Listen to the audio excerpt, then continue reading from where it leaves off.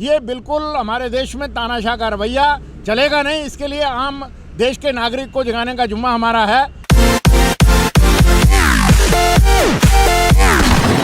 Sir, अभी आप लोग श्रम मंत्रालय से निकले हैं, क्या कुछ मामला था अंदर? हमारे श्रम मंत्री ने 12 मजदूर संगठनों को जो कोड बने हैं 4, उनके ऊपर जो रूल्स बना रहे हैं उनके ऊपर प्रतिक्रिया और अपने सुझाव देने के लिए मीटिंग बुलाई थी। देश के बड़े 10 मजदूर संगठन बैठे थे और उसमें हमने ये आपस में डिस्कशन किया कि हमने सब कुछ इनको जितने भी कोड बना रहे हैं 44 कानूनों को बदलकर वो बिल्कुल मालिकों के हित में बना रहे हैं और मज़दूरों के ख़िलाफ़ में बना रहे हैं। मज़दूरों के जो हित उसमें हमने संघर्ष करने के बाद लिए थे, उनको ये इस पेंडेमिक के अंदर, महामारी के अंदर, जो माननीय प्रधानमंत्री जी कहते हैं कि आपदा आ जाए तो उसको अवसर में बदल दो, तो ये उस आपदा को अवसर में बदल कर 44 कानूनों को वन साइडेड एक लोकशाही में लोगों के लिए कानून जो बनने होते हैं वो लोग कहते हैं कि ये कानून हमें चाहिए, परंतु ये लोकशाही नहीं चल रही है, तानाशाही चल रही है।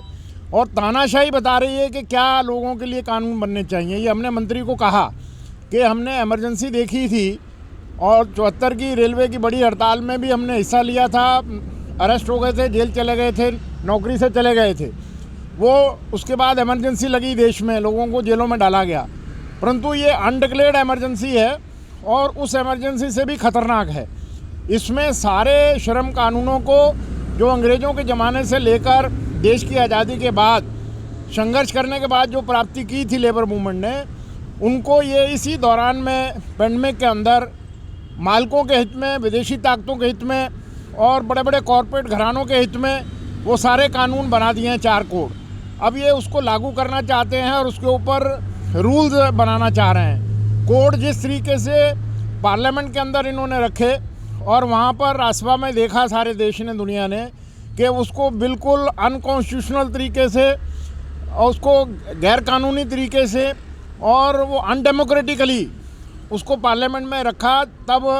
पार्लियामेंट के राज्यसभा के 8 एमपीओं को जो किसानों के 3 बिलों के ऊपर संघर्ष कर रहे थे, उन पे वो बाकायदा वोटिंग चाहते थे, डिवीज़न चाहते थे, उनको मार्शलों ने उठा के बाहर फेंक दिया और उसके बाद पार्लियामेंट में सारी अपोजिशन ने वॉकआउट कर दिया और राज्यसभा में इनको 5 मिनट नहीं लगे ये 3 कानूनों को पास कराने में, क्योंकि कोई भी अपोजिशन वहाँ मौजूद नहीं थी। ये मैंने मंत्री को बोला कि एक प्रजातांत्रिक देश में अगर आप इतने ही अच्छे कानून ला रहे हैं तो ऐसी पेंडेमिक में, महामारी में, पार्लियामेंट में सारी अपोजिशन वॉकआउट पर है, बाहर निकली हुई है,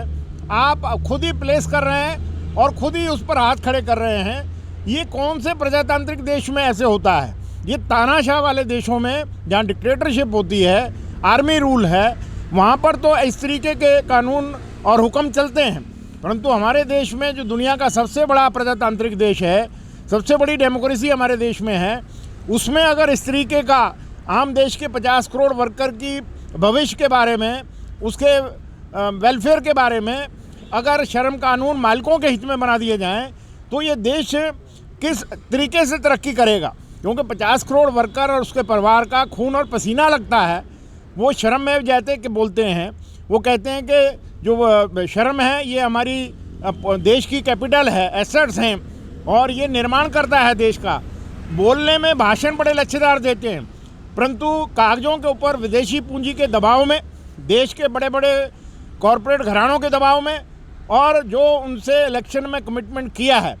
वो वर्ल्ड बैंक के दबाव में सारे श्रम कानूनों को उन्होंने बदल दिया है। तो ये सारी चीज़ें हमने बताया कि इस पेंडेमिक के अंदर प्रधानमंत्री ने आदेश दिया, लेबर मिनिस्ट्री ने एडवाइजरी इशू की, होम मिनिस्ट्री ने आदेश इशू किया कि जो हमारे देश में इनफॉर्मल सेक्टर में जितने वर्कर काम करते हैं, प्रधानमंत्री के आदेश से सारी फैक्ट्री इस्टेब्लिशमेंट बंद हो गए हैं, उनको नौकरी से ना निकाला जाए, उनको वेतन दिया जाए, सारी सुविधाएं दी जाएं। एक भी एम्प्लॉयर ने एक पैसे की मदद नहीं की है, तो उनको क्या लेबर मिनिस्टर करना चाहते हैं उसके बारे में? उसमें लेबर मिनिस्टर थे, लेबर सेक्रेटरी थे,